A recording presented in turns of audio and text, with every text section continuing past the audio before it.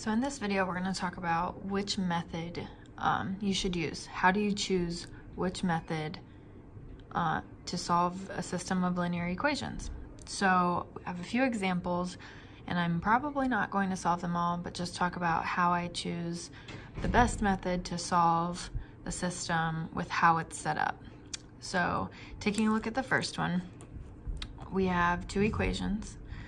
The x and the y are on the same side of the equal sign in both of the equations. So what we call this is standard form. So each of these equations are in standard form. And that follows the format of ax plus by is equal to c. So as you can see, they look very similar. In this case, a would be 3. B would be 2, and C would be negative 13. And it's nice because X and X are like stacked on top of each other, the Y's are stacked on top of each other, and then our constants at the end are also stacked on top of each other. So this method really lends itself to what we call elimination, which you've probably seen from some of my other videos. So I would choose to use elimination here because they're all lined up. It's super nice. And then looking at this, you then have to ask yourself, should I add the two equations? Should I subtract the equations? Or do I need to multiply one of the equations, then add or subtract? So then I have to choose between these three situations. So looking at this problem, I have two identical terms, 3x and 3x. And if I add those, I'm going to get 6x, and it doesn't eliminate anything that I want it to.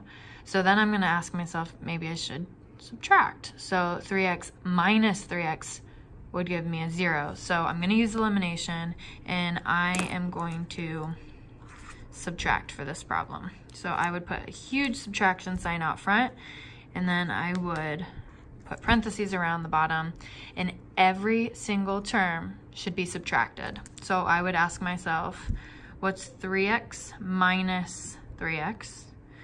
What's 2x minus 4y?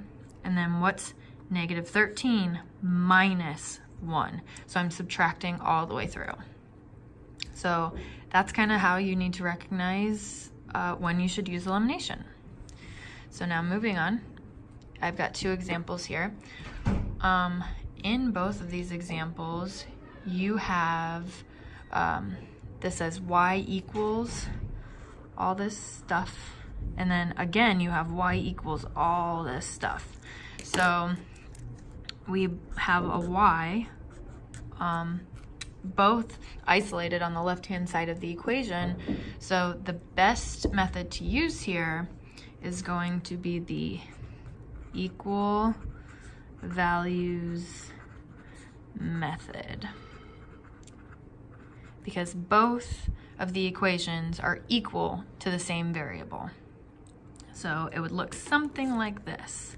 Because they're both equal to y, I would get negative 3x minus 15 is equal to 1/4 x minus 2.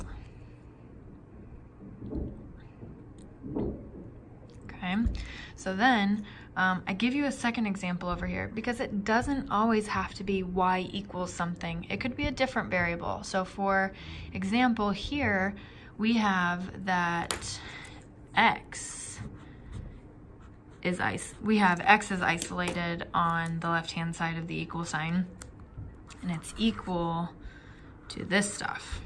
So in this case, I would then end up with 3y minus 2 is equal to 12y minus 3. So it's still the idea of equal values method is setting the two equations equal to each other.